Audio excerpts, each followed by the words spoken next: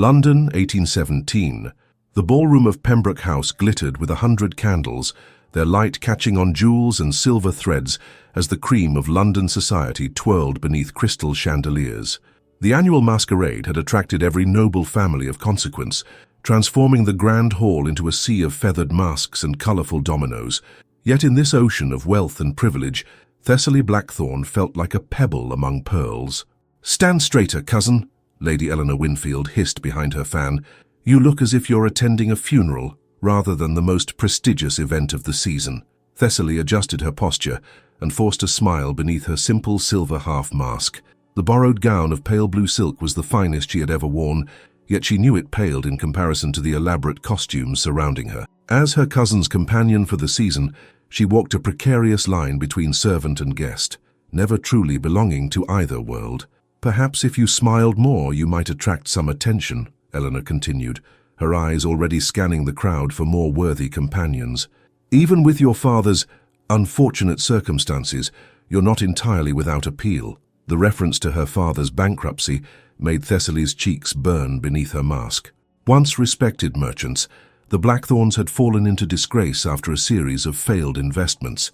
Now they lived on the charity of relatives, with Thessaly serving as Eleanor's unpaid companion in exchange for the opportunity to find a suitable match. "I shall try, cousin," she replied, her voice carefully modulated to hide her resentment. Eleanor was soon claimed for a dance, leaving Thessaly alone against the wall, observing the spectacle before her. The music swelled as couples formed lines for the next set, their laughter merging with the sweet notes of the violins. She closed her eyes briefly, allowing herself a moment of fantasy. In another life, she might have been the belle of such a ball, pursued by handsome suitors and free to choose her own path. Instead, she was here to secure a marriage that would restore her family's fortunes, regardless of her heart's desires. The heat of the crowded room suddenly felt stifling. Slipping away from the watchful eyes of the dowagers, Thessaly made her way toward a set of French doors leading to the terrace. The cool night air was a blessed relief against her flushed skin. The terrace was mercifully empty, the other guests too engrossed in the dance to seek solitude. Thessaly removed her mask and inhaled deeply, gazing up at the stars that shone like distant diamonds above London's smoky haze. "Are the festivities not to your liking?" The deep voice startled her, and she turned to find a tall figure emerging from the shadows. He wore an elegant black domino, his face concealed behind a mask of dark bronze that caught the moonlight as he moved closer. Even partially hidden, there was something striking about his features. The sharp line of his jaw, the intensity of eyes that seemed to glow amber in the dim light.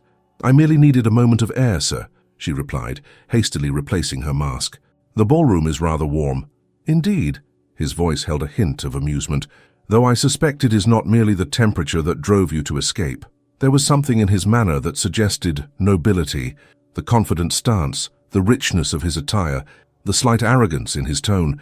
Yet rather than intimidate her, his presence awakened something unfamiliar within her chest. "You presume much about a stranger's thoughts," she countered, surprising herself with her boldness. He moved closer, close enough that she could catch the scent of sandalwood and something uniquely masculine. Sometimes strangers see more clearly than friends. Before she could respond, the orchestra began a waltz, its melody drifting through the open doors. "Would you honor me with this dance?" he asked, extending a gloved hand. Propriety demanded she refuse. She had not been properly introduced to this man, and to dance with him would be scandalous. Yet something in his gaze held her captive, challenging her to step beyond the rigid boundaries that had defined her life. Thessaly placed her hand in his, a small act of rebellion against the fate that awaited her. They moved together on the moonlit terrace, away from prying eyes. His hand at her waist guided her with confident precision, and she followed as if they had danced together 100 times before. The music wrapped around them like silk, creating a world that existed only for two. "Who are you?" she whispered, entranced by this mysterious stranger who moved with such grace. "Tonight, I am whoever you wish me to be," he replied, his voice low and intimate. As the waltz reached its crescendo, he drew her closer than propriety allowed. Thessaly knew she should pull away, but found herself leaning into his embrace instead. Without warning, he lowered his head and captured her lips with his own. The kiss lasted only moments, yet it seemed to shift something fundamental in Thessaly's world. His lips were warm and insistent against hers, awakening sensations she had never experienced. When they parted, she stared up at him in breathless wonder. Before she could speak, the sounds of approaching voices broke the spell. Her mysterious partner stepped back, bowed deeply, and melted into the shadows without another word. Thessaly stood frozen, fingers pressed to her lips, her heart pounding like a war drum in her chest. In the span of a dance, a stranger had stolen her first kiss, and perhaps a piece of her heart as well. The morning sun filtered through the lace curtains of the modest drawing room on Harley Street, casting dappled shadows across the worn carpet. Thessaly sat with perfect posture despite her restless night, the memory of that forbidden kiss having chased sleep away until the early hours. Before her, the morning tea had grown cold, her appetite diminished by the weight of what was to come. "My dear, you seem distracted," Mrs. Blackthorne observed, setting aside her needlework with a concerned frown. "Are you unwell?" "Merely tired, Mother," Thessaly replied, attempting a smile that did not reach her eyes. The ball lasted until dawn. 3 days had passed since the masquerade, yet Thessaly could still feel the phantom pressure of the stranger's lips against hers, the memory burning brighter than propriety allowed. She had not dared confess her indiscretion to anyone, not even her younger sister Persephone, who shared all her secrets. "I should hope the evening was worth the exhaustion," her mother continued. "Did you make any promising acquaintances?" The question hung heavy in the air. They both knew what was truly being asked. Had she attracted potential suitors who might save the family from financial ruin? The Blackthorns' desperate circumstances were an unspoken shadow that followed every conversation. "Lady Eleanor introduced me to several gentlemen," Thessaly answered carefully, though I doubt any took particular notice. Her mother's sigh spoke volumes. "We must remain hopeful. Your cousin has been most generous in presenting you to society, despite our difficulties." The gentle knock at the door spared Thessaly from further discussion. Their sole remaining servant, Mrs. Finch, entered with an envelope on a tarnished silver tray. "A messenger just delivered this, ma'am, from Viscount Haversmith." Mrs. Blackthorne's eyes widened, her hands trembling slightly as she accepted the letter. Viscount Quillen Haversmith was among the most eligible bachelors in London, wealthy, respected, and known for his impeccable taste. That he should send correspondence to their modest home was unexpected, to say the least. "He requests the pleasure of calling upon us this afternoon," Mrs. Blackthorne announced, her voice rising with barely contained excitement. "To speak with your father and you, Thessaly." The implication was clear. Gentlemen did not request formal meetings unless they had serious intentions. "But I've hardly spoken 2 words to the Viscount," Thessaly protested. "We were merely introduced in passing at the Winfields' dinner last month. Perhaps he observed you from afar and was impressed by your deportment," her mother suggested, already rising to her feet. "We must prepare the house. Mrs. Finch, bring down the good china. Persephone, help your sister change into her blue muslin. Mr. Blackthorne must be told at once." As the household erupted into frantic activity, Thessaly remained seated, a strange numbness spreading through her chest. Viscount Haversmith was indeed handsome in a conventional way, with his carefully styled blonde hair and precise manners. He was said to be sensible and measured in all things, a man who would never kiss a stranger on a moonlit terrace. At precisely 4 o'clock, Viscount Haversmith was shown into their drawing room. He cut an impressive figure in his perfectly tailored navy coat, his cravat arranged in the height of fashion. At 33, he was considerably older than Thessaly's 20 years, with a certain gravity to his expression that spoke of a man who rarely indulged in frivolity. "Mr. Blackthorne, Mrs. Blackthorne," he greeted them with a formal bow before turning to Thessaly. "Miss Blackthorne, thank you for receiving me on such short notice." The conversation that followed was painfully proper, comments about the weather, the recent ball, mutual acquaintances. Yet beneath the polite exchange, Thessaly sensed the Viscount's careful assessment of her family, of their modest circumstances, of her. "Perhaps Miss Blackthorne might show me your garden," the Viscount suggested, after an appropriate interval. "I understand it was once quite renowned." With her parents' eager approval, Thessaly led him to the small garden that had once been her mother's pride. Now it was much reduced, with fewer exotic specimens and more practical herbs, another casualty of their diminished circumstances. "Miss Blackthorne," the Viscount began, once they were sufficiently removed from the house, "I shall speak plainly, as I believe it honors us both. I have reached an age where I must consider the establishment of my family line." Thessaly clasped her hands tightly before her, her heart beating an uncomfortable rhythm against her ribs. I have observed you at several gatherings and find your comportment and character to be exactly what I seek in a wife. You are modest, well-bred, and would, I believe, manage a household with appropriate grace. It was perhaps the least romantic proposal in the history of matrimony, yet Thessaly understood its practical value. The Viscount continued, outlining his expectations and what he could offer in return: financial security, social position, and respectability. I am aware of your family's situation, he added with delicate emphasis. As my wife, you would have the means to ensure their comfort. There it was, the unspoken arrangement, her hand in exchange for her family's salvation. Looking into his cool blue eyes, Thessaly searched for some hint of passion, some echo of the feeling that had overwhelmed her on the terrace. There was none, only calm assessment and practical consideration. "How you honor me with your proposal, my lord," she replied, her voice steadier than she felt. "May I have some time to consider?" "Of course," he agreed with a slight bow. "Though I should mention that I depart for my country estate in 3 days' time, I would welcome your answer before then." That evening, behind the closed door of the bedroom she shared with Persephone, Thessaly finally allowed her composure to crack. "But do you love him?" Persephone asked, her young face earnest in the candlelight. "Love is a luxury we cannot afford," Thessaly replied, echoing their father's words from years ago. "He offers security, respectability, more than I dared hope for." "But what of your mysterious dancer?" Persephone persisted, having finally extracted the story of the masked kiss from her sister. "Surely that was fate." Thessaly shook her head, forcing practicality to overcome sentiment. "A fantasy, nothing more. The Viscount is real, his offer tangible. Father's creditors grow more insistent by the day. This marriage could save us all." 2 days later, Thessaly sat across from Viscount Haversmith in the same garden, the late afternoon sun casting long shadows across the gravel path. "I accept your proposal, my lord," she stated simply. "I shall endeavor to be a worthy Viscountess." A satisfied smile crossed his features as he took her hand, pressing a formal kiss to her gloved knuckles. "Excellent. I believe we shall suit admirably, Miss Blackthorne." As he slipped a modest diamond ring onto her finger, Thessaly tried to ignore the hollow feeling in her chest. This was her duty, her sacrifice for family. Yet as the Viscount's carriage departed, she found herself gazing up at the stars, wondering if somewhere beneath the same night sky, her masked dancer remembered their stolen moment with the same aching clarity she did.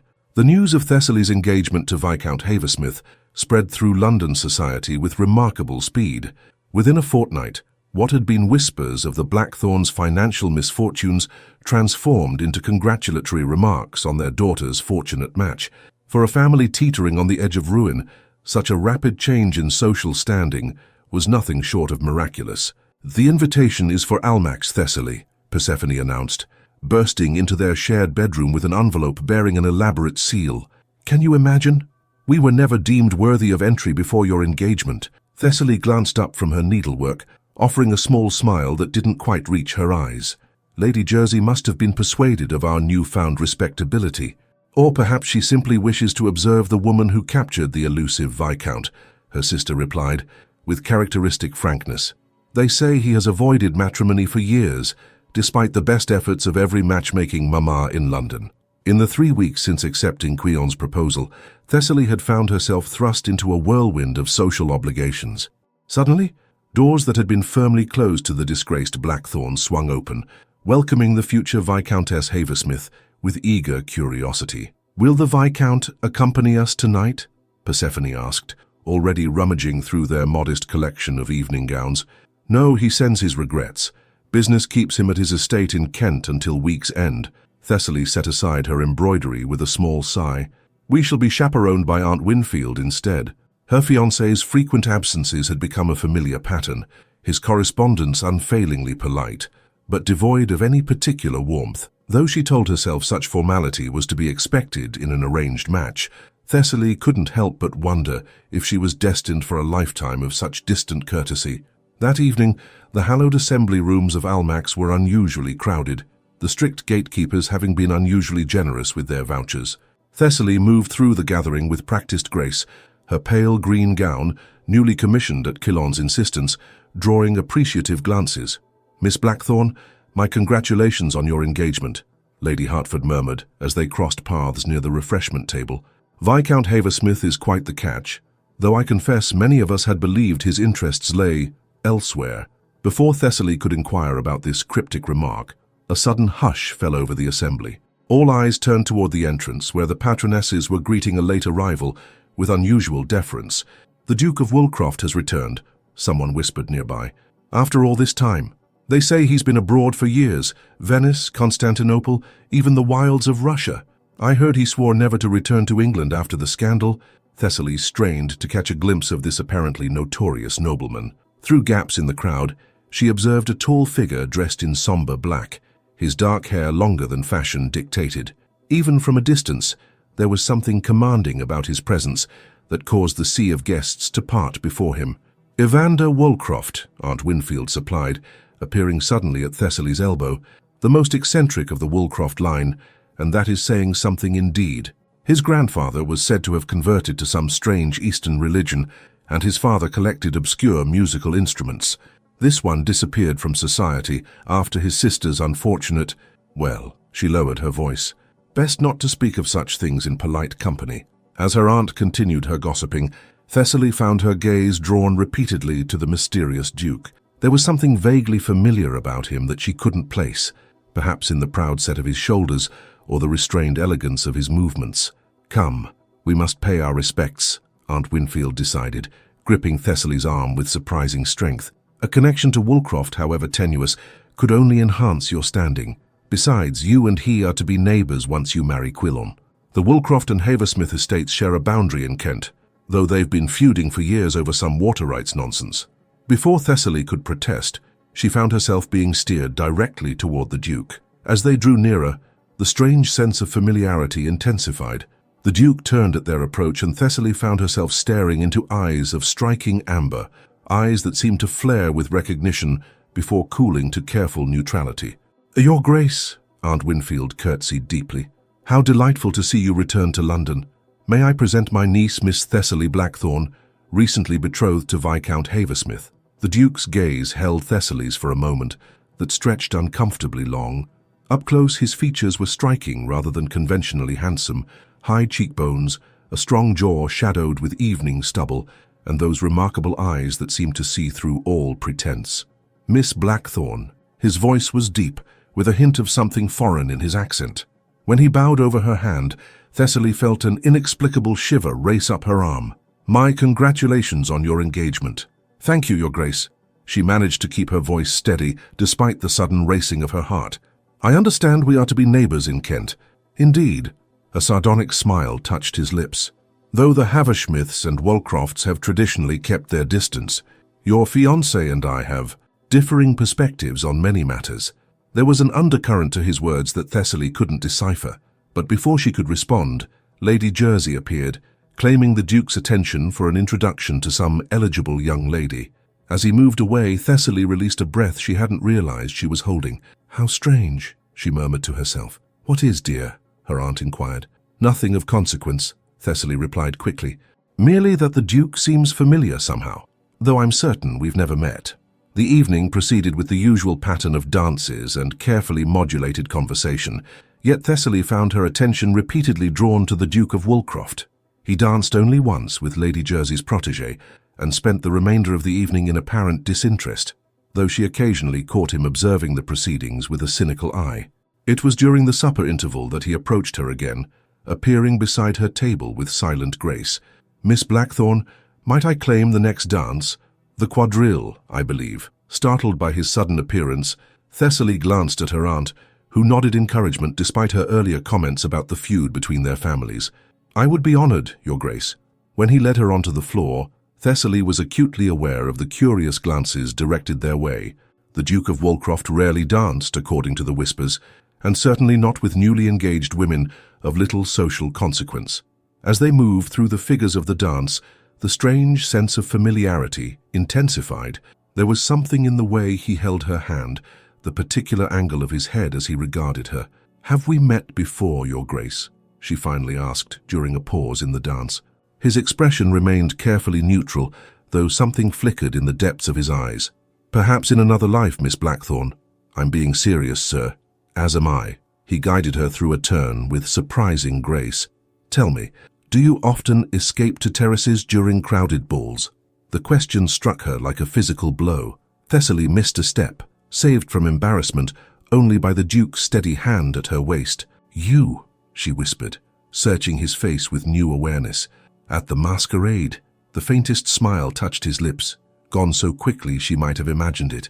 The night air can be most refreshing, can it not? Particularly when one finds unexpected companionship. The music swelled around them, covering their conversation from curious ears. Thessaly's mind raced, memories of that forbidden kiss flooding back with painful clarity. This man, this Duke, had been her mysterious stranger. "Why did you not identify yourself?" she demanded in a hushed voice. "Would you have danced with me had you known?" The disreputable Duke of Woolcroft recently returned from exile. Before she could formulate a response, the dance ended. With perfect correctness, he bowed over her hand, his lips nearly but not quite touching her glove. "I shall look forward to our future encounters as neighbors, Miss Blackthorne," he said, straightening. "My congratulations again on securing such a prudent match." With those ambiguous words, he disappeared into the crowd, leaving Thessaly standing at the edge of the dance floor, her composure shaken and her future suddenly seeming far more complicated than it had mere hours before. London had never seemed so suffocating. In the week following the Almack's assembly, Thessaly found herself torn between duty and distraction, the latter taking the unwelcome form of Evander Woolcroft.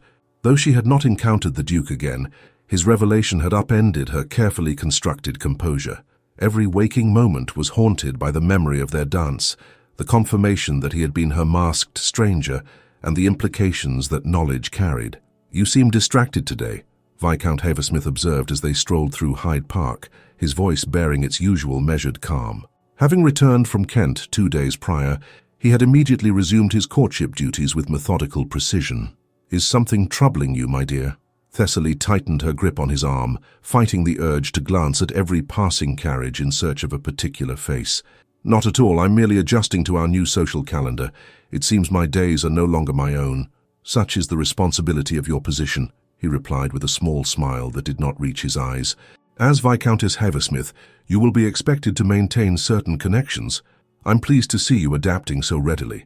The future he described stretched before her like a well-mapped road, predictable, secure, and utterly devoid of the passion she had tasted on that moonlit terrace. Yet what alternative existed? Her family's welfare depended entirely on this marriage. "I encountered the Duke of Woolcroft at Almack's," she said suddenly, surprising herself with her boldness. "He mentioned that your estates adjoin in Kent." The change in Quillan was immediate but subtle, a slight stiffening of his shoulders, a momentary pause in his stride. "Woolcroft has returned to England, has he? How unfortunate. You are not on friendly terms, I gather." "We move in different circles," he replied with careful neutrality. "His Grace prefers more bohemian companions than I typically entertain. His prolonged absence abroad has done little to improve his reputation." Before she could inquire further, they were interrupted by acquaintances, and the conversation turned to lighter matters. Yet Thessaly could not help noticing how Quillan steered them away from any further mention of the Duke, his normally placid expression betraying a hint of something deeper, perhaps anger or even fear. That evening, a note arrived at the Blackthorne residence, delivered by a nondescript servant who disappeared before questions could be asked. The fine vellum bore no seal or signature, only an address in a bold masculine hand: Vauxhall Gardens, Chinese Pavilion, 9 o'clock. Thessaly stared at the paper, understanding its meaning instantly. She should burn it, forget its contents, focus on her engagement and the security it promised. Instead, she found herself concocting an excuse to visit her friend Augusta Pembroke, whose evening gatherings often stretched past midnight. "Take Peters with you," her mother instructed as Thessaly prepared to depart, "and do give Augusta our regards. Her mother has been most generous with her invitations since your engagement." Guilt gnawed at Thessaly as she nodded, the note burning in her reticule like a hot coal. Never before had she practiced such deliberate deception, yet something stronger than propriety compelled her forward, a need for answers that overrode her usual caution. Vauxhall Gardens hummed with evening revelry, lanterns illuminating the paths between ornate pavilions and secluded grottos. Using the crowded pathways to her advantage, Thessaly slipped away from her companion with practiced ease, leaving the faithful Peters chatting with an acquaintance while she made her way toward the Chinese Pavilion. The red lacquered structure stood apart from the main thoroughfare, its elaborate roof silhouetted against the darkening sky. As she approached, a tall figure emerged from the shadows, and Thessaly's heart leapt traitorously in her chest. "I wasn't certain you would come," the Duke said quietly, his features partially obscured by the play of lantern light through carved screens. "Neither was I," she replied with more composure than she felt.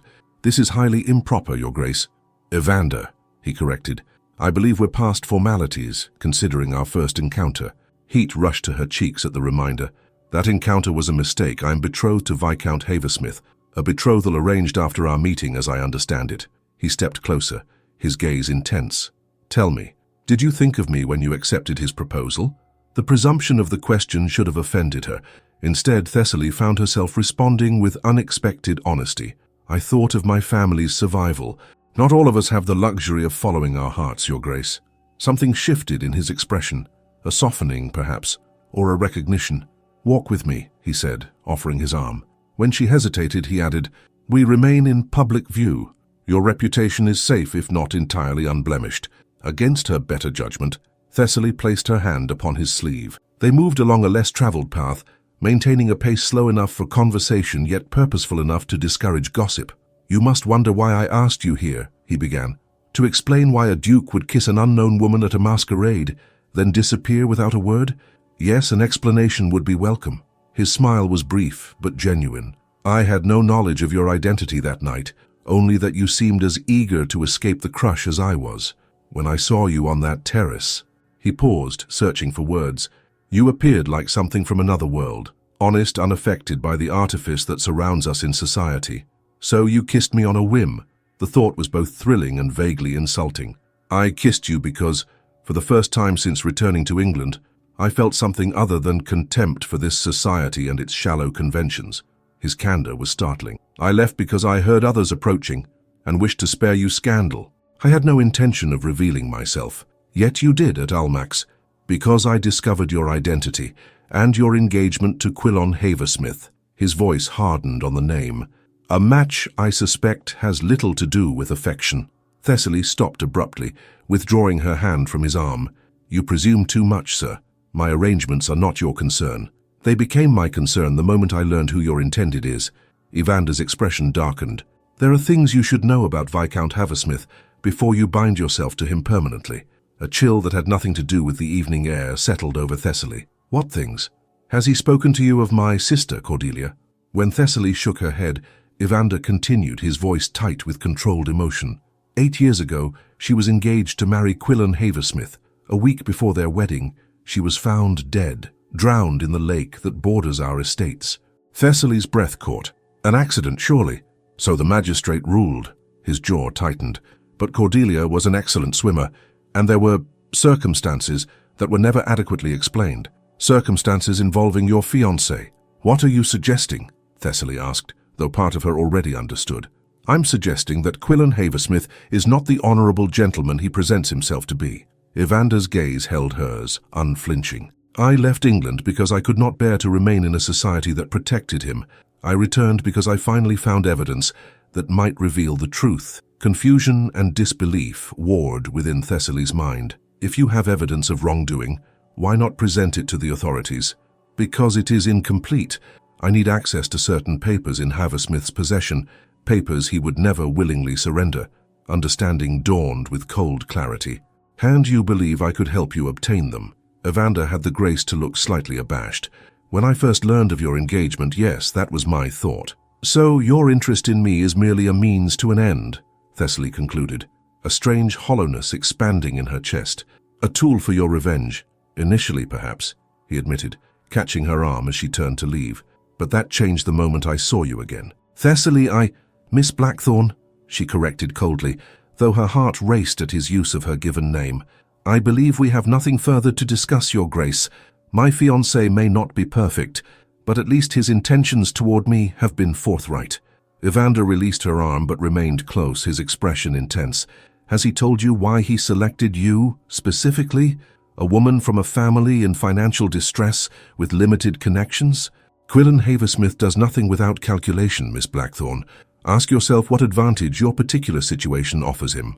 The question struck uncomfortably close to doubts Thessaly had harbored, but refused to acknowledge. Before she could respond, voices approached along the path, forcing them to step apart. "I have said my piece," Evander concluded quietly. "Whether you choose to investigate further is your decision. But know this. Whatever my initial motivations, my concern for your welfare is genuine." With a formal bow, he melted into the shadows, leaving Thessaly to compose herself before rejoining the main promenade. As she made her way back to her waiting companion, her mind churned with conflicting emotions. Doubt about Quilon's suspicion of Evander's true intentions, and beneath it all, a treacherous longing for the passion that had sparked between them on that terrace weeks ago. 2 days later, an invitation arrived for a musical evening at the Haversmiths' London residence. The note, penned in Quilon's precise hand, specified that several family heirlooms would be on display, including a collection of miniatures featuring his ancestors. As Thessaly read the formal invitation, Evander's parting words echoed in her mind. Perhaps it was time to discover exactly what kind of man she had agreed to marry. The Haversmith townhouse stood imposingly on Upper Brook Street, its Georgian facade a testament to generations of wealth and good taste. As Thessaly ascended the marble steps beside her mother, she couldn't help but imagine herself as mistress of such a residence, a future that had once seemed impossibly grand, but now filled her with unnameable apprehension. "Remember to express appropriate admiration for the family portraits, Mrs. Blackthorne whispered as they were announced in the opulent entrance hall. "Lady Haversmith is particularly proud of her husband's lineage." "Of course, mother," Thessaly replied automatically, her gaze already sweeping the assembled guests for any sign of Evander Woolcroft. Though she had resolved to dismiss his insinuations, his words had planted seeds of doubt that refused to be uprooted. Quilon greeted them with his usual measured courtesy, escorting them into the music room where several society matrons were already examining the displayed heirlooms. Lady Haversmith, a stern-faced woman whose perpetual expression suggested she had detected an unpleasant odor, nodded regally at their approach. "Miss Blackthorne," she acknowledged, "I trust you appreciate the significance of what you observe here. Every item represents centuries of careful curation. The Haversmith name is not merely a title, but a legacy of discernment and propriety." The implicit message was clear. Thessaly was being measured against this legacy and found inherently wanting. She swallowed her pride and mustered a gracious smile. "The collection is magnificent, Lady Haversmith. I look forward to learning its history." "Quilon will show you the miniatures," the older woman replied, her tone making it clear the conversation was concluded. "They include the only existing portrait of his great-grandmother, the Honourable Imogen Stanhope, whose dowry secured the family fortune during the last century." As Quilon led her toward a display case containing dozens of tiny portraits, Thessaly noted the careful way he positioned himself between her and the other guests, almost as if he wished to control her interactions. Such possessiveness might have seemed flattering once. Now it only heightened her unease. "This is my father at 20, he explained, indicating a miniature of a severe-looking young man, "and here my grandfather receiving his knighthood from King George. The family resemblance is quite marked, don't you agree?"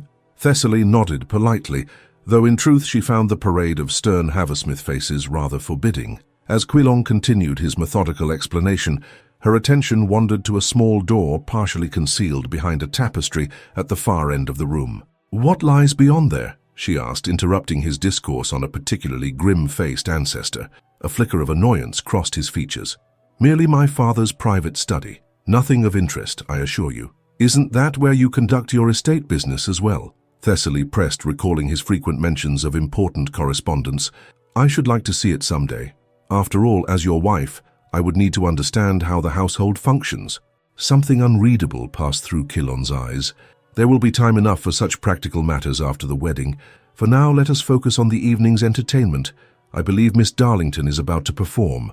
As they took their seats for the musical portion of the evening, Thessaly found her gaze returning repeatedly to that unassuming door. If Evander's accusations held any truth, what evidence might be hidden in Quilon's private papers? The opportunity came unexpectedly during the interval between performances. As guests refreshed themselves with champagne and discussed the merits of Miss Darlington's rendition of Mozart, Thessaly excused herself, ostensibly seeking the ladies' retiring room. A discreet inquiry to a footman provided directions that, not coincidentally, took her past the study door. The hallway was mercifully empty. With a glance to ensure she remained unobserved, Thessaly tested the handle. To her surprise, it turned easily in her grasp. Heart pounding, she slipped inside, closing the door softly behind her. The study was smaller than she had imagined, its walls lined with leather-bound books and its mahogany desk impressively organized. A single lamp provided dim illumination, casting long shadows across the Persian carpet. Thessaly moved quickly to the desk, conscious that her absence would soon be noted. The drawers were locked as expected, but a leather portfolio lay open atop the desk, containing what appeared to be recent correspondence. Guilt warred with determination as she carefully lifted the top sheet. It was a letter from Quilon's solicitor, discussing the details of their marriage settlement. The formal language was dense with legal terms, but one passage caught her attention. Me. As discussed, the arrangements ensure complete control of the Blackthorn property, transfers to your exclusive management upon marriage, without the usual protections for the bride's family. Given their desperate circumstances, I anticipate no resistance to these terms. A chill ran through Thessaly as she continued reading. The letter outlined how Quilon had deliberately structured the marriage contract to absorb not just her non-existent dowry, but any future inheritance or property that might come to her family. It was a predatory arrangement designed to exploit their vulnerability. But why? The Blackthorns had little left worth taking, unless... Her gaze fell upon a worn leather journal partially concealed beneath the portfolio. Embossed on its cover was a single name, Cordelia. With trembling fingers, Thessaly lifted the journal, overwhelmed by the significance of her discovery. This must be what Evander had referred to, his sister's private thoughts. But why would Quilon possess it? The sound of approaching footsteps sent a jolt of panic through her. Hastily replacing the portfolio exactly as she had found it, Thessaly slipped the journal into her reticule and moved swiftly to the bookshelf, pretending to examine the titles as the door opened. Miss Blackthorn. Quilon's voice was perfectly controlled, though his eyes narrowed slightly. You appear to have lost your way. Forgive me, she replied, manufacturing a composure she did not feel. I was seeking the retiring room and became distracted by your impressive library. You have a first edition of Pope's translation of the Iliad, I see. Suspicion lingered in his gaze, but social propriety prevented direct accusation. Indeed, my grandfather was quite the collector. Allow me to escort you to your destination. His hand closed firmly around her elbow, the pressure just short of painful. As he guided her through the corridor, Thessaly felt the weight of Cordelia's journal in her reticule like a burning coal. What secrets did it contain that Quilon had sought to preserve? I trust you are enjoying the evening, he inquired, as they reached the ladies' retiring room. Very much, she lied smoothly. Your family's history is fascinating. Yes, we Haversmiths have always protected what is ours. The subtle emphasis sent a shiver down her spine. I shall await you in the music room. Do not tarry too long. Miss Fairchild's performance begins shortly. The moment he departed, Thessaly sagged against the wall, heart racing. The journal seemed to pulse against her side, demanding attention. But this was neither the time nor place to examine its contents. She would need privacy and time to understand what she had discovered. The remainder of the evening passed in a blur of polite conversation and musical performances. Thessaly maintained her facade of the devoted fiancée, though each interaction with Quilon now felt tainted by suspicion. Was Evander right? What role had her betrothed played in Cordelia Woolcroft's death? 3 days later, Thessaly finally found the opportunity to examine the journal in the solitude of her bedroom. Persephone had gone to visit a friend, and her parents were attending a lecture at the Royal Society, a rare outing that had become possible only because of Quilon's generous loan to secure her father's membership. The irony was not lost on Thessaly as she carefully opened the leather-bound book, conscious that she was about to violate the privacy of a young woman long dead. Cordelia's handwriting was elegant and assured, the entries spanning approximately 6 months before her death. The early pages contained the ordinary observations of a young woman preparing for marriage, discussions of trousseau items, household arrangements, and social calls. Yet, as Thessaly continued reading, the tone gradually changed, with increasing references to distressing discoveries and Q's unexpected demands. An entry from 3 weeks before Cordelia's death made Thessaly's blood run cold. I cannot ignore what I have found. The ledgers clearly show funds diverted from father's estate to Q's personal accounts over many years. When confronted, he claimed it was a temporary measure, but his eyes held that coldness I have come to dread. He says I must not speak of it to anyone, that such matters are not for a woman's understanding, but the sums are enormous. enough to ruin us entirely if not recovered. I fear what he might do if others learned of his embezzlement. Tomorrow I shall speak with Evander. My brother will know how to proceed." The following entries grew increasingly alarming. Cordelia described Quilon's attempts to isolate her from her family, his insistence on changing her will to name him sole beneficiary, and her growing fear of his unpredictable moods. The final entry, dated the day before her death, contained a chilling prophecy. "Q has discovered my meeting with Evander. His rage was terrifying, so different from his usual controlled manner. He claims I have betrayed him, that my family will pay for my disloyalty. I have hidden the original ledgers where he cannot find them, along with my letter to the magistrate. If anything should happen to me, Evander knows to look beneath the willow where we played as children. I pray it does not come to that." Thessaly closed the journal with shaking hands, the implications overwhelming. If Cordelia's account was truthful, Quilon had not only embezzled from his future father-in-law, but potentially murdered Cordelia to conceal his crimes. And now he sought to marry Thessaly, another vulnerable woman from a family in financial distress. A soft knock at her bedroom door startled her from these dark reflections. Hastily concealing the journal beneath her pillow, she called, "Enter!" Mrs. Finch appeared, her expression apologetic. "Forgive the interruption, Miss Thessaly, but a gentleman has called for you. He says it's a matter of some urgency." "Did he give his name?" "The Duke of Wolcroft, miss. I told him the family was out, but he insisted on waiting. He's in the drawing room now." Thessaly's pulse quickened. "Thank you, Mrs. Finch. Please tell His Grace I shall join him momentarily." As the servant departed, Thessaly retrieved the journal and moved to her dressing table, checking her appearance with trembling hands. The woman who gazed back from the mirror looked pale but resolute, her eyes harboring knowledge that had changed everything. The time for pretense was over. She needed answers, and Evander Wolcroft was the only person who might provide them. The afternoon light cast long shadows across the modest Blackthorn drawing room. As Thessaly descended the stairs, Cordelia's journal clutched tightly in her hand. Each step seemed to echo with the weight of what she had discovered, the terrible suspicions that had transformed from vague unease to horrifying possibility. Evander Wolcroft stood by the window, his tall figure silhouetted against the pale spring light. Unlike his usual impeccable appearance in society, today he wore a simpler riding coat, his cravat arranged with casual elegance rather than fashionable precision. He turned at her entrance, and Thessaly saw the moment he registered the journal in her grasp. "You found it," he said quietly, his voice caught between question and statement. "In Quilon's study," she confirmed, closing the door behind her to ensure privacy. "I assume this is what you've been searching for." "One of several items, yes." Evander's gaze remained fixed on the leather-bound book, his expression a complex mixture of pain and vindication. "May I?"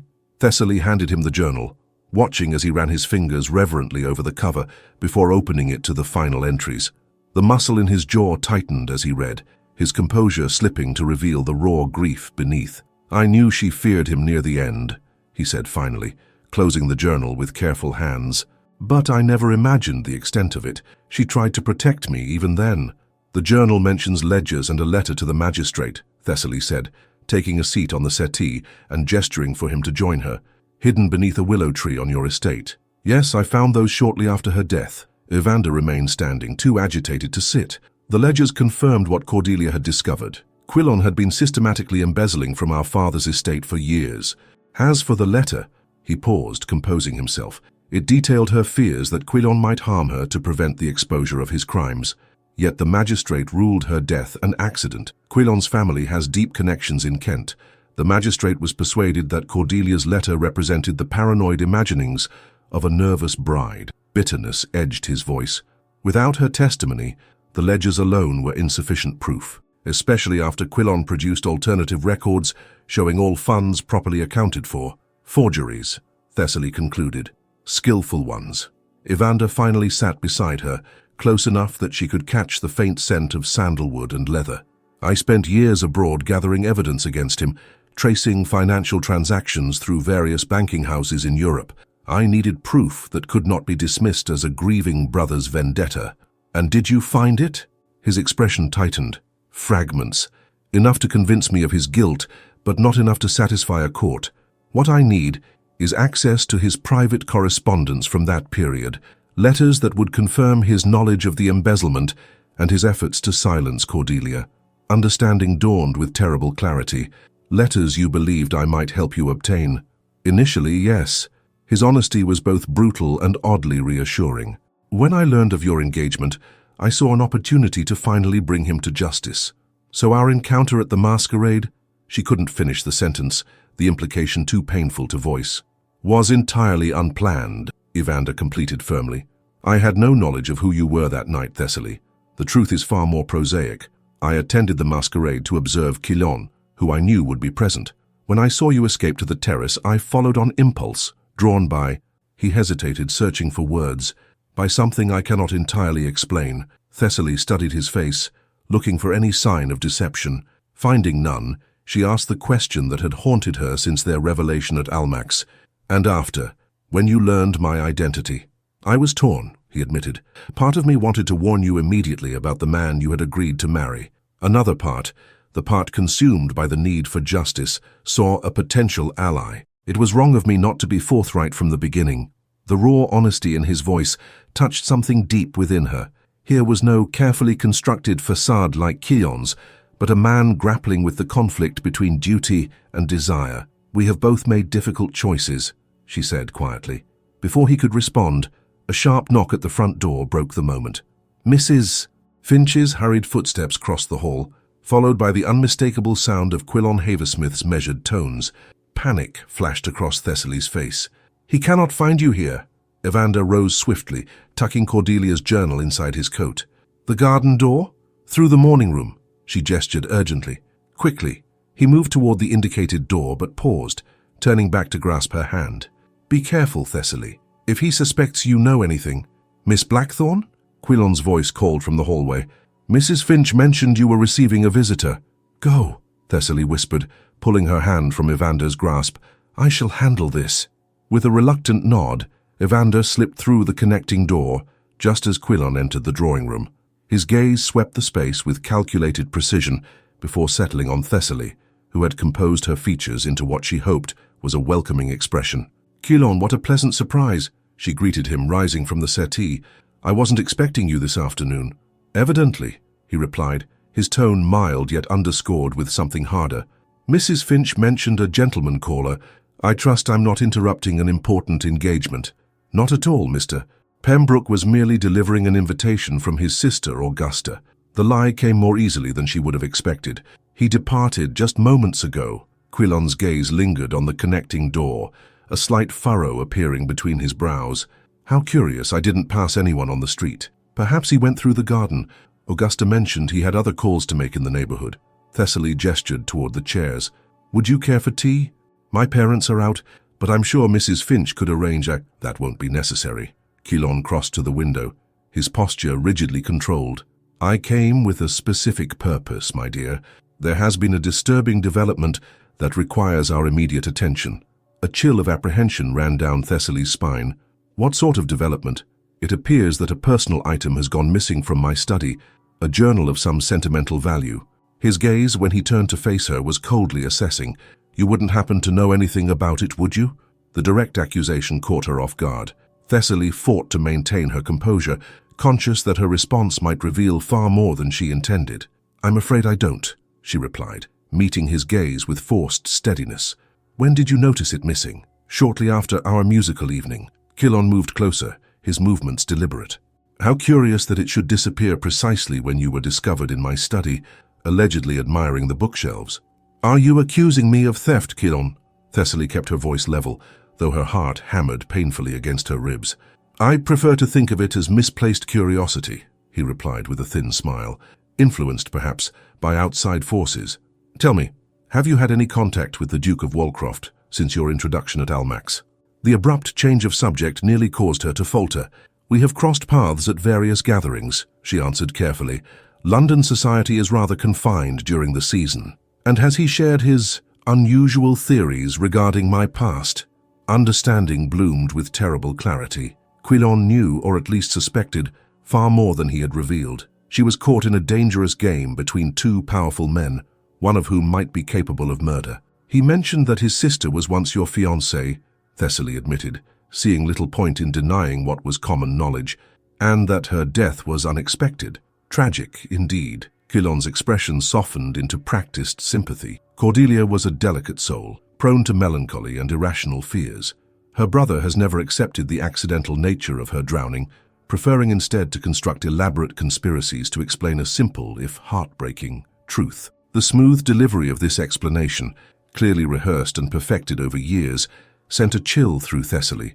She thought of Cordelia's final journal entries, the fear that had permeated every line, so at odds with this portrayal of a mentally unstable woman. "How dreadful for you both," she managed, clasping her hands tightly before her. "Indeed, which is why I must insist you avoid further contact with the Duke." Quilon reached for her hands, his grip firm enough to border on painful. "His obsession with the past has consumed him, Thessaly. He seeks to destroy me by whatever means necessary, including poisoning you against me." "I'm quite capable of forming my own judgments," she replied, struggling to keep the edge from her voice. "Are you?"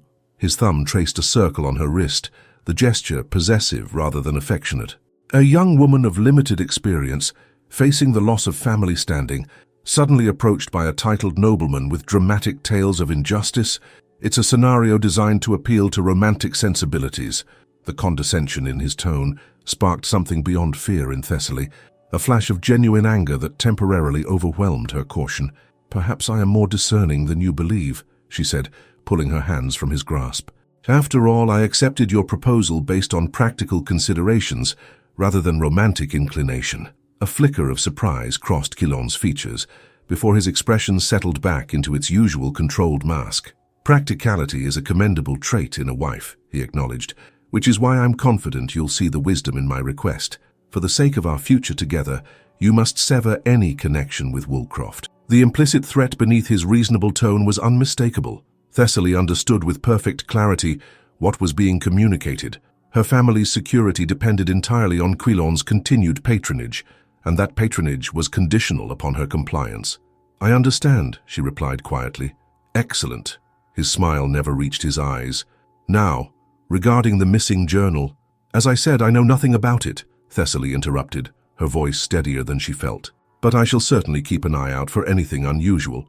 Quilon studied her face for a long moment, his expression unreadable. "Very well. I have another engagement this evening, but I shall call tomorrow to escort you to Lady Hertford's garden party." He reached for her hand, pressing a formal kiss to her knuckles.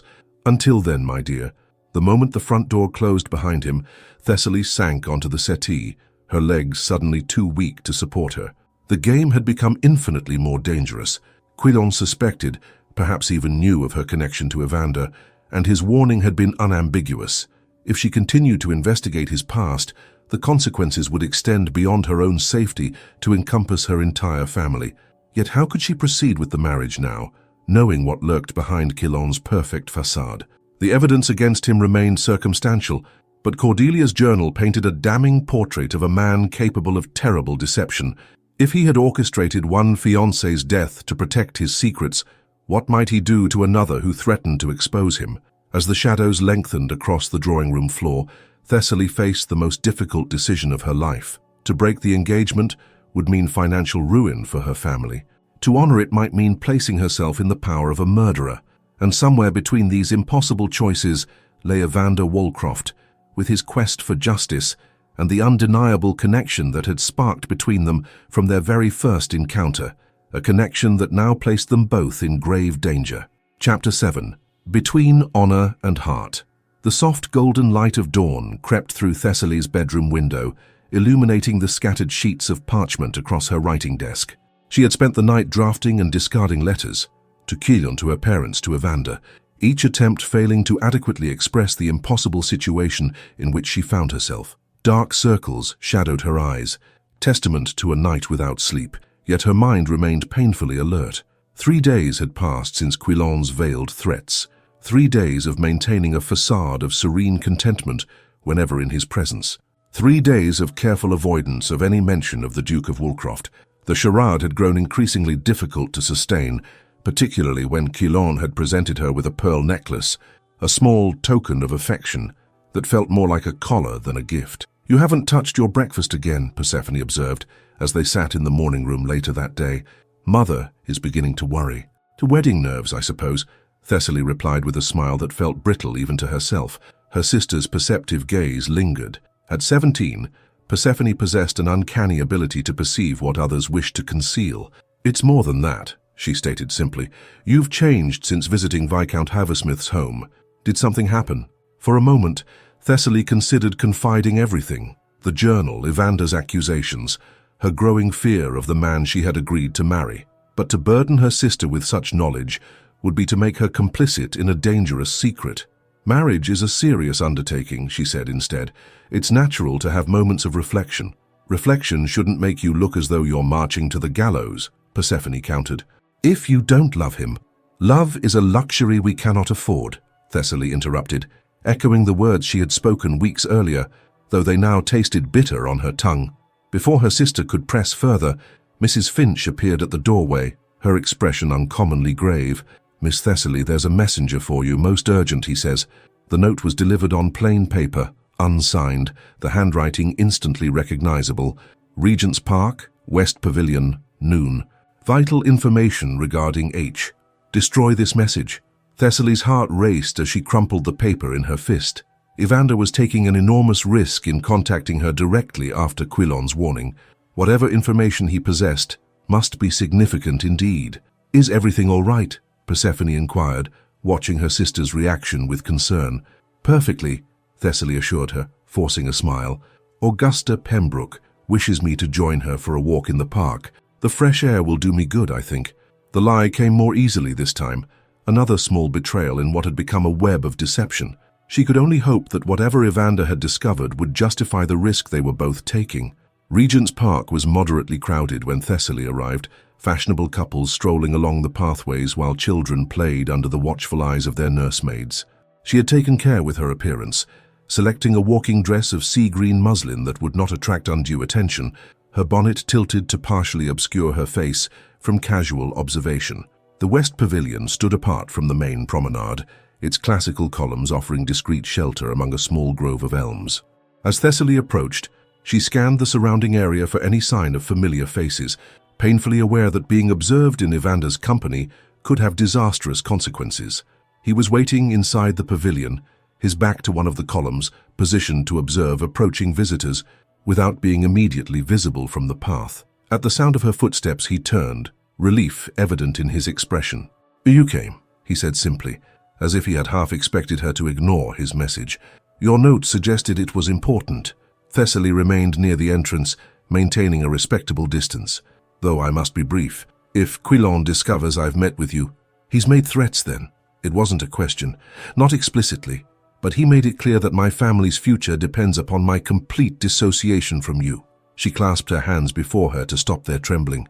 "He knows the journal is missing, Evander, and he suspects my involvement." Concern darkened his features. "Then we have less time than I thought. Thessaly, I've found something, evidence that may finally prove Quilon's guilt." From inside his coat, he withdrew a folded document. "This arrived yesterday from my solicitor in Geneva. It's a copy of a banking record showing a substantial transfer from Quilon's private account to a man named Harris 3 days after Cordelia's death." "Who is Harris?" "The magistrate who ruled her drowning an accident." Evander's expression was grim. "The payment was disguised as an investment in a non-existent shipping venture, but my investigators have confirmed no such company ever existed." Thessaly took the document with trembling fingers, scanning the precise columns of figures. The implications were damning, yet still not definitive proof of murder. "This suggests corruption, certainly," she acknowledged, "but it doesn't directly connect him to Cordelia's death. Alone, perhaps not. But combined with her journal, the embezzlement records, and this—" he produced a second document, a statement from a former Haversmith servant who observed Quilon returning to the house in wet clothing the night Cordelia drowned, hours before her body was discovered. A cold certainty settled in Thessaly's chest. The evidence might not satisfy the strictest legal standard, but the pattern it revealed was unmistakable. Quilon Haversmith had not only embezzled from his future father-in-law, but likely murdered Cordelia to conceal his crimes. "What do you intend to do with this information?" she asked quietly. "Present it to the magistrate in London, away from Quilon's influence in Kent." Evander's gaze was steady. "But first, I needed to warn you. When I make these accusations public, there will be scandal. Your engagement cannot continue regardless," Thessaly finished. "I cannot marry a man I believe capable of murder, no matter the consequences to my family." Relief visibly washed over Evander's features. "I feared you might feel trapped by circumstances." "I did, until recently." She looked down at the documents in her hand. "But some prices are too high, even for security." A comfortable silence settled between them, broken only by the distant laughter of children playing beyond the pavilion. It was a moment of perfect understanding. Two people united by purpose rather than social convention. "There's something I haven't told you," Evander said finally, his voice low. "Something that may help explain Quilon's particular interest in your family." Thessaly tensed, bracing herself for further revelations. "Go on." "During my investigations, I discovered an unusual clause in your father's partnership agreement with his former associates. In the event of certain investments succeeding, he would be entitled to substantial returns that could potentially restore your family's fortune. But those investments failed," Thessaly reminded him. "That's why we faced ruin." "Did they?" Evander raised an eyebrow. "Or were the profits deliberately concealed?" "My sources indicate that at least 2 ventures in which your father held interests have proven remarkably profitable in recent years." Understanding dawned with terrible clarity. "You believe Quilon arranged our financial collapse? But why? What possible benefit?" "Control," Evander stated simply. "The same reason he embezzled from my father rather than simply marrying Cordelia and eventually inheriting. Quilon craves power over others, the ability to bestow or withhold prosperity according to his whim. By engineering your family's downfall, he positioned himself as both savior and master." The revelation struck Thessaly like a physical blow. All this time, she had believed her sacrifice necessary to save her family from ruin, a ruin that may have been orchestrated specifically to make her vulnerable to Quilon's proposal. "I need to end this engagement immediately," she said, her voice strengthening with resolve. "My parents must be told the truth. It may not be that simple." Evander's expression grew troubled. "Quilon will not relinquish his plans easily, especially if he suspects you know the truth about Cordelia. I fear for your safety if you confront him directly. What alternative exists? I cannot continue this charade knowing what I now know." "Give me 2 days," Evander requested. "Time to present the evidence to the authorities and secure their support. Once Quilon is publicly accused, your breaking of the engagement will be seen as the natural consequence of scandal rather than a personal affront." The wisdom of his strategy was undeniable, yet the thought of maintaining the pretense for even 2 more days filled Thessaly with dread. "And if he becomes suspicious in the meantime?" "Exercise extreme caution," Evander advised. "Avoid being alone with him if possible. If he presses you about the journal or my involvement, plead ignorance. 2 days, Thessaly. That's all I ask." A noise from the path, approaching voices, caused them both to stiffen. Evander moved swiftly to the opposite side of the pavilion, positioning himself out of sight as a group of ladies passed by, their cheerful conversation fading as they continued along the promenade. "I should go," Thessaly said once they were alone again. "My absence will be noted if I linger too long." Evander reached for her hand, his touch sending an entirely inappropriate thrill through her, despite the gravity of their situation. "There's one more thing," he said quietly. "Something I should have told you from the beginning." His eyes held hers with an intensity that made breathing suddenly difficult. "My interest in you, in your welfare, has long since transcended my pursuit of justice for Cordelia. I know the timing is impossible, the circumstances abominable, but I cannot let you walk away without telling you that I—" "Don't," Thessaly interrupted, though it cost her greatly. "Not now. Not until this is finished." He nodded, understanding her reluctance to complicate an already precarious situation with declarations that neither of them could act upon while Quilon remained a threat. 2 days, he repeated, releasing her hand with obvious reluctance. "Be careful, Thessaly. And you." She stepped back, gathering her composure like a cloak around her shoulders. "Quilon has powerful friends. If he suspects what you're doing, I've faced worse dangers," Evander assured her with a faint smile. "Trust me to handle this part. Just focus on keeping yourself safe until it's done." With a final nod, Thessaly departed the pavilion, careful to take a different path than the one by which she had arrived. As she made her way through the park, the documents Evander had given her concealed within her reticule, she felt a curious mixture of terror and relief. Terror at the danger that still surrounded them. Relief that the truth was finally emerging into the light. The following evening found Thessaly attending Lady Pembroke's musical soirée on Quilon's arm, maintaining her role as the contented fiancée with increasingly strained composure. His hand at her waist as he guided her through the crowded drawing room felt like a brand. Each polite smile he directed toward her, a mask concealing something monstrous. "You seem distracted tonight, my dear," he observed during an interval between performances. "I trust you're not feeling unwell?" "A slight headache only," she replied, avoiding his searching gaze. "The room is rather warm. Perhaps we should depart early. I could escort you home and ensure you're properly cared for." The solicitousness of his tone was belied by the calculating look in his eyes. "That won't be necessary," Thessaly insisted, alarmed by the prospect of being alone in his company. "I'm sure it will pass once the music resumes." Before he could press further, a commotion near the entrance drew their attention. The butler was engaged in what appeared to be a heated discussion with a late arrival, their voices carrying across the suddenly hushed drawing room. "I must insist, Your Grace," the butler was saying. "Lady Pembroke specifically indicated, and I must insist on speaking with Viscount Haversmith immediately," came the unmistakable voice of Evander Woolcroft. "The matter cannot wait." Thessaly felt Quilon stiffen beside her, his fingers digging painfully into her arm. "Excuse me," he murmured, his voice dangerously controlled. "It seems I must deal with an unwelcome intrusion." As he moved toward the entrance, Thessaly followed at a discreet distance, her heart hammering with apprehension. This confrontation was not part of their carefully constructed plan. Something had gone terribly wrong. Evander stood in the entrance hall, his evening attire immaculate but his expression grim. When he caught sight of Quilon approaching, a flash of cold fury crossed his features. "Haversmith," he acknowledged with barely civil restraint. "A word, if you please. In private." "I have nothing to discuss with you, Woolcroft," Quilon replied, his voice carrying just enough for nearby guests to overhear. "This is hardly the venue for your peculiar grievances."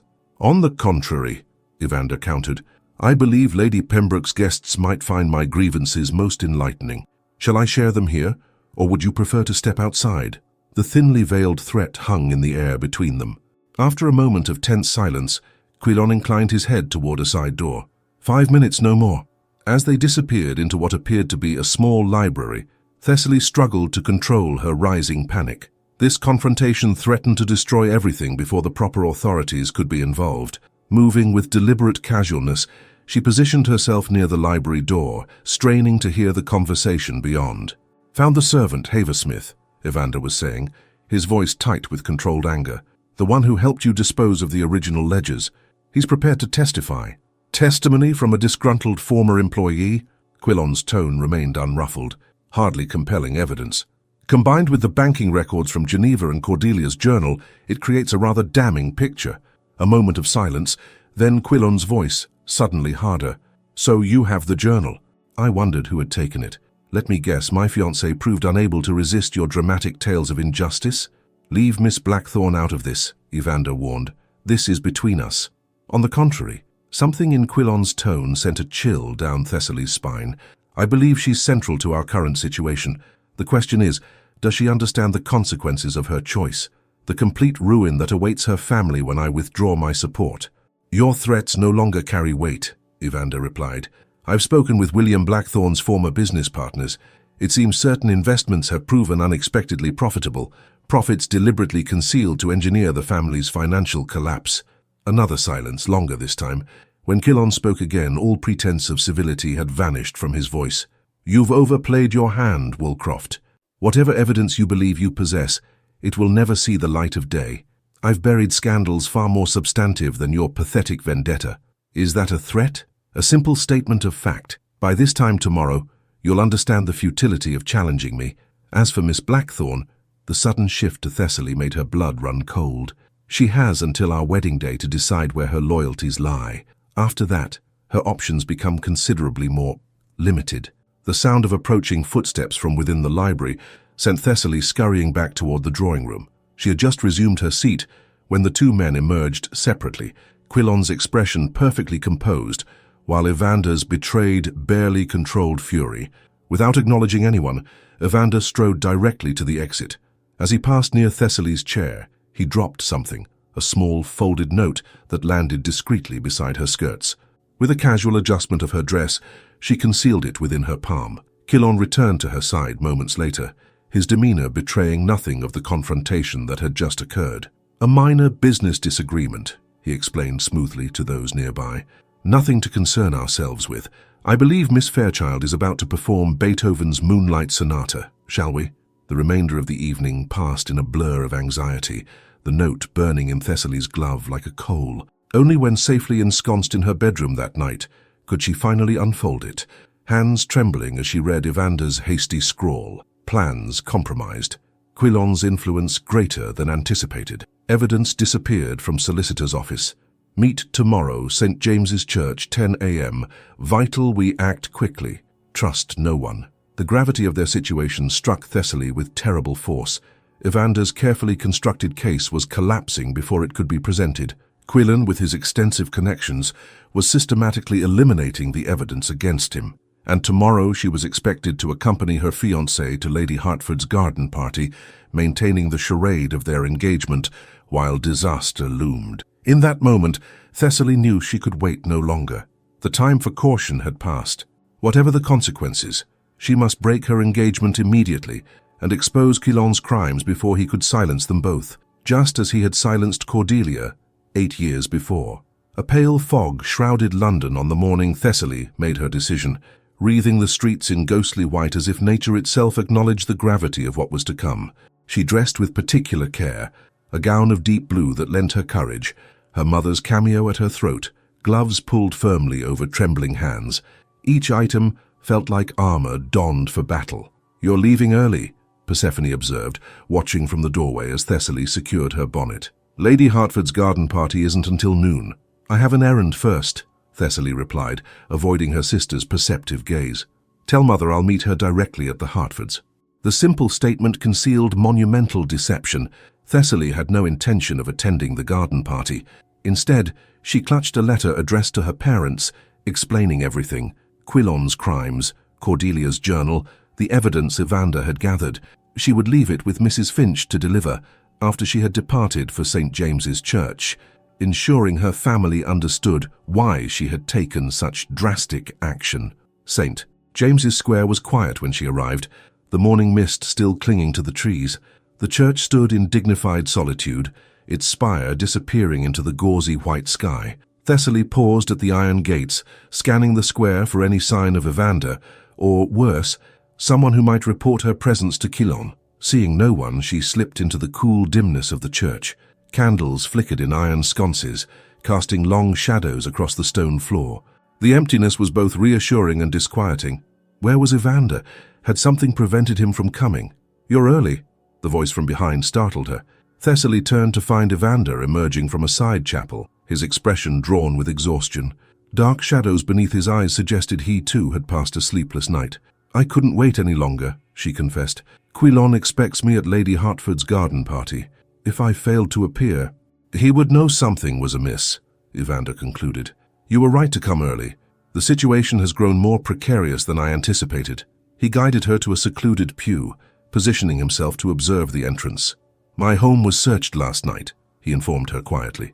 "Professionally done, nothing obvious disturbed, but certain papers are missing, including the banking records from Geneva." Alarm coursed through Thessaly. "How is that possible? Surely your servants were either bribed or intimidated into compliance." His jaw tightened. "Quilon's reach extends further than I realized. The magistrate I approached yesterday suddenly remembered an urgent family matter requiring his immediate departure from London. Then we have no official recourse." "Not at present." Evander's hand covered hers briefly, a gesture of both comfort and apology. "I've failed you, Thessaly. I promised protection I cannot provide." The defeat in his voice stirred something defiant within her. "You haven't failed. We simply need a different approach." She straightened, mind racing. "Quilon's power lies in secrecy and influence. What if we remove both?" Evander's eyes narrowed. "What are you suggesting?" "A public accusation," Thessaly said, the plan forming as she spoke. "Not through official channels he can corrupt, but in society itself. At the Renwick's ball tonight, everyone of consequence will be present. If I denounce him there before witnesses, he cannot simply make the scandal disappear." "It would be your word against his," Evander cautioned. "Without physical evidence." "I have Cordelia's journal," Thessaly reminded him, "and more importantly, I have the truth. Society may forgive many things, but once suspicion is planted, Quilon's carefully constructed reputation will begin to crumble." "The cost to you would be enormous," Evander warned. Breaking your engagement so publicly would make you a social pariah. Your family will survive, she insisted. You said yourself that my father's investments may not be as ruined as we believed. Even if that proves false, I cannot bind myself to a murderer to preserve our social standing. The conviction in her voice silenced his objections. After a moment, Evander nodded slowly. If this is your decision, I will support it. But you must not face him alone. I'll attend the Renwick's ball tonight. Your presence will only strengthen his claim that you've poisoned me against him, Thessaly pointed out. This confrontation must come from me alone if it's to have any credibility. Their debate was interrupted by the church door opening, admitting a shaft of misty daylight. Instinctively, Evander drew Thessaly deeper into the shadows of their pew, his body tensing as footsteps echoed through the nave. Perhaps another worshipper, Thessaly whispered, though her heart raced with sudden apprehension. The footsteps stopped, followed by the unmistakable sound of the heavy door being secured. I think not, Evander murmured, rising cautiously to peer over the high-backed pew. What he saw caused him to push Thessaly down.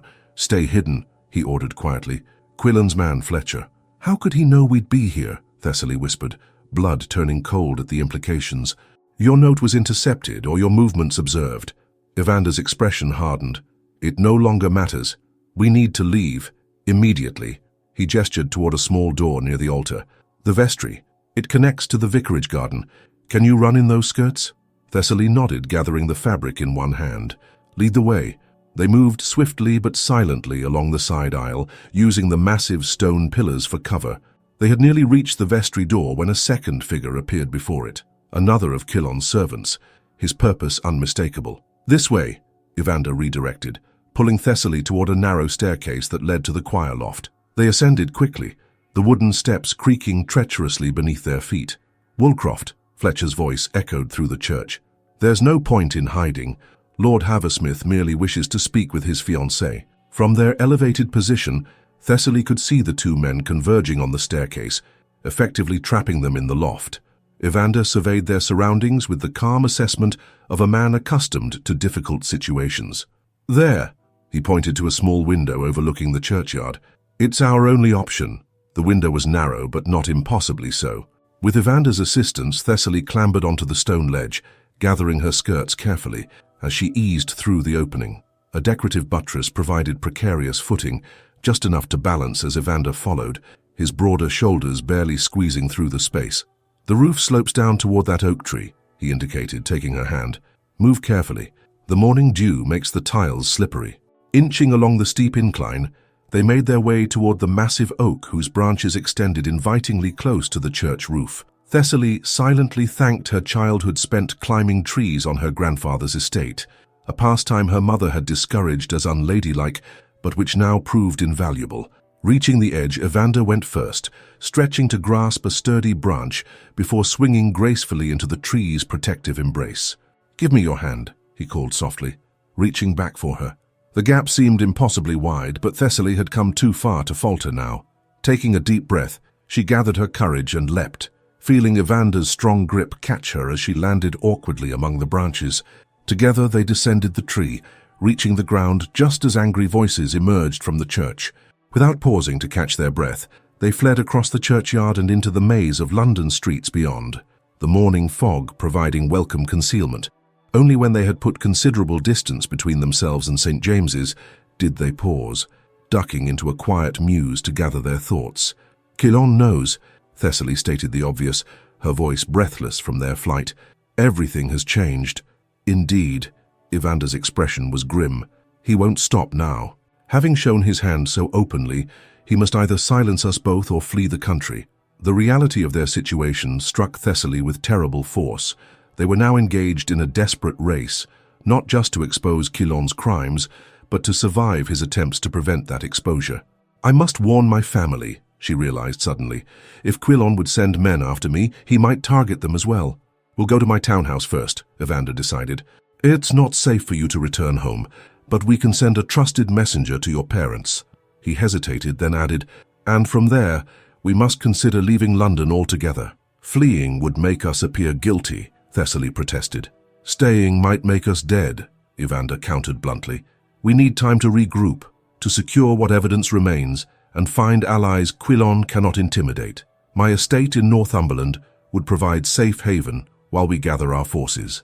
The practical wisdom of his suggestion was undeniable, yet the implications troubled Thessaly deeply. To flee London with Evander, unchaperoned, would destroy her reputation as thoroughly as any public accusation against Quilon. "There is another option," she said slowly, an audacious plan forming in her mind, one that might solve several problems simultaneously. Evander raised an eyebrow, waiting for her to continue. "The Renwick's ball tonight offers our best opportunity to expose Quilon publicly, as I suggested. But you're right. Afterward, we would need protection from his retaliation." She straightened, decision made. "What if we were to marry? Immediately, by special license?" Evander's expression registered shock, followed swiftly by something warmer. "Thessaly, while the suggestion is not unwelcome, I hardly think— Consider it practically," she pressed on. "As your wife, I would have the protection of your name and position. My family would be shielded by the connection, and Quilon would lose his primary leverage over me, the threat of financial ruin.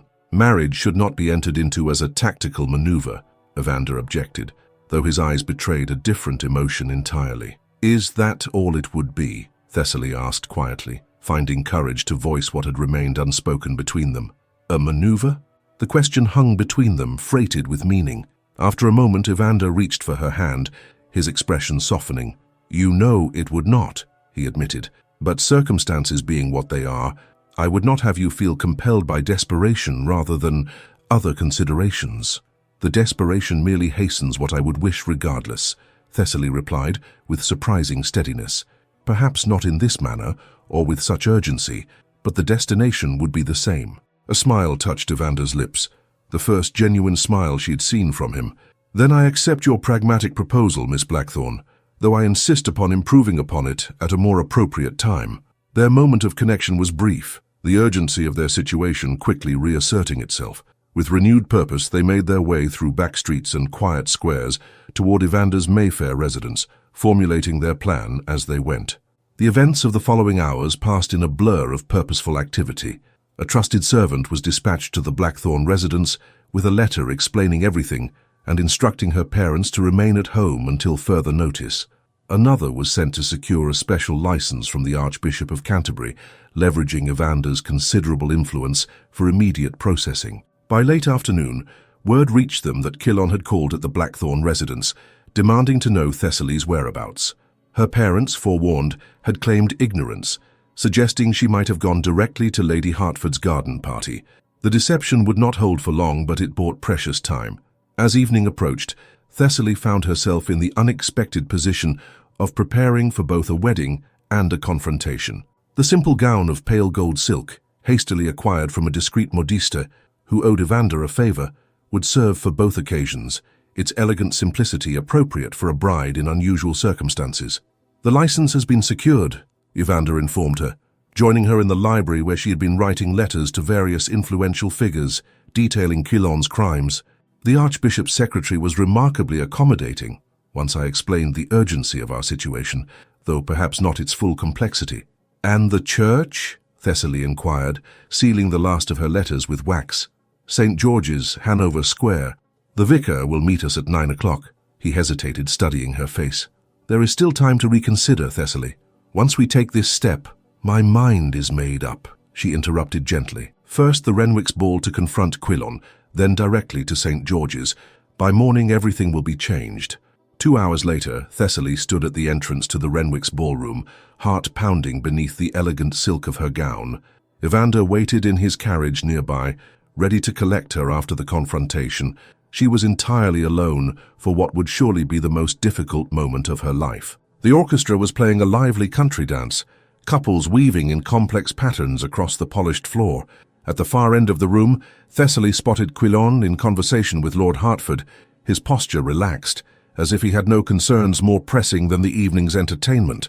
Drawing a deep breath, she moved through the crowd, acknowledging greetings with brief nods, but never slowing her purposeful stride. As she approached, Quilon caught sight of her, his expression shifting from surprise to calculation.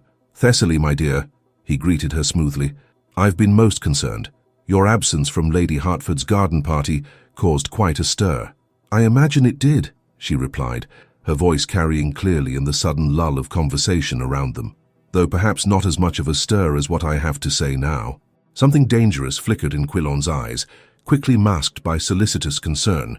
"You appear distressed. Perhaps we should continue this conversation privately." "No," Thessaly stated firmly. "What I have to say should be heard by everyone present." She turned slightly, addressing the gathering crowd directly. "I stand before you to announce the dissolution of my engagement to Viscount Haversmith." A collective gasp rippled through the assembly. Quilon's hand closed around her arm, his fingers digging painfully into her flesh. "You're overwrought," he murmured, voice tight with controlled anger. "Consider carefully before you speak further." Thessaly pulled free of his grasp, refusing to be silenced. "I dissolve this engagement because I have discovered truths about Viscount Haversmith that make marriage to him impossible for any woman of conscience." "What slander is this?" Quilon demanded, abandoning pretense as he recognized the direction of her speech. "Not slander but truth," Thessaly countered, raising her voice to ensure all could hear. 8 years ago, Cordelia Woolcroft died under mysterious circumstances shortly before her wedding to Viscount Haversmith. I have discovered evidence suggesting her death was neither accidental nor self-inflicted, but rather the desperate act of a man who feared exposure for financial crimes. The ballroom had fallen completely silent, hundreds of eyes fixed upon the unfolding drama. Quilon's face had drained of color, his carefully maintained facade crumbling before the direct assault. "I have read Cordelia's private journal," Thessaly continued, merciless in her precision. "I have seen banking records showing suspicious payments to the magistrate who ruled her death an accident. I have learned of witnesses who observed Viscount Haversmith returning home in wet clothing the night of her drowning. These are the deranged fantasies of a woman manipulated by Woolcroft," Quilon snarled, abandoning all pretense of civility. "His vendetta against me is well known." "Is it a fantasy that you embezzled from the Woolcroft estate while managing their investments?" Thessaly challenged. "Is it deranged to question why you specifically sought to marry a woman from a family in financial distress? Distress you may have engineered to make me dependent upon your generosity." Murmurs rippled through the crowd as the implications of her words registered. Quilon's gaze darted around the room, assessing the shift in atmosphere from shock to suspicion.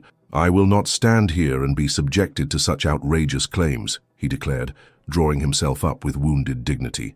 "My solicitors will address these slanderous accusations. As for you, Miss Blackthorne," his voice dropped to a venomous hiss, audible only to Thessaly, "you have destroyed yourself for nothing. By morning, what remains of your family's reputation will be in tatters." With a curt bow to their stunned hosts, Quilon strode from the ballroom, the crowd parting before him like water. In his wake, the susurration of shocked whispers grew to a crescendo of speculation and disbelief. Thessaly remained standing alone in the center of the room, chin lifted despite the weight of hundreds of stares. She had done what was necessary, spoken truth to power regardless of consequence. Whatever came next, she would face it with the same resolve. Lady Renwick was the first to approach, her expression a complex mixture of shock and reluctant admiration. "My dear Miss Blackthorne, what an extraordinary scene. Perhaps you would like to retire to my private sitting room. You appear rather pale." "Thank you, Lady Renwick, but I must depart," Thessaly replied with as much dignity as she could muster. "I have another pressing engagement this evening." As she made her way toward the exit, she felt rather than saw the subtle shifting of the crowd. Not quite ostracism, not yet, but the first tremors of social realignment. Some faces showed open disapproval, others curious speculation, a few, primarily younger women, something akin to admiration for her audacity. Evander was waiting as promised, his carriage positioned discreetly near the servants' entrance. He helped her inside, his questioning gaze meeting hers as the vehicle pulled away from the curb. "It is done," she confirmed, suddenly exhausted now that the confrontation was over, though the consequences remained to be seen. "You were magnificent," he said simply, his hand covering hers. "Cordelia would have been proud of your courage." The journey to St. George's passed in comfortable silence, each lost in private thoughts about the step they were about to take. The church stood dark and quiet in Hanover Square, only a few candles burning in the windows to indicate the vicar's presence. Inside, the vast space felt intimate with just the vicar, his clerk as witness, and an elderly caretaker in attendance. The ceremony itself was brief, but no less meaningful for its simplicity. Vows exchanged beneath soaring arches that had witnessed countless unions over centuries. When Evander slipped his mother's ring onto Thessaly's finger, a sapphire surrounded by diamonds, carried in his pocket these past weeks for luck, he claimed, the moment felt surreal yet perfectly right. Against all odds and social conventions, they had found each other, bound initially by pursuit of justice but ultimately by something far more profound.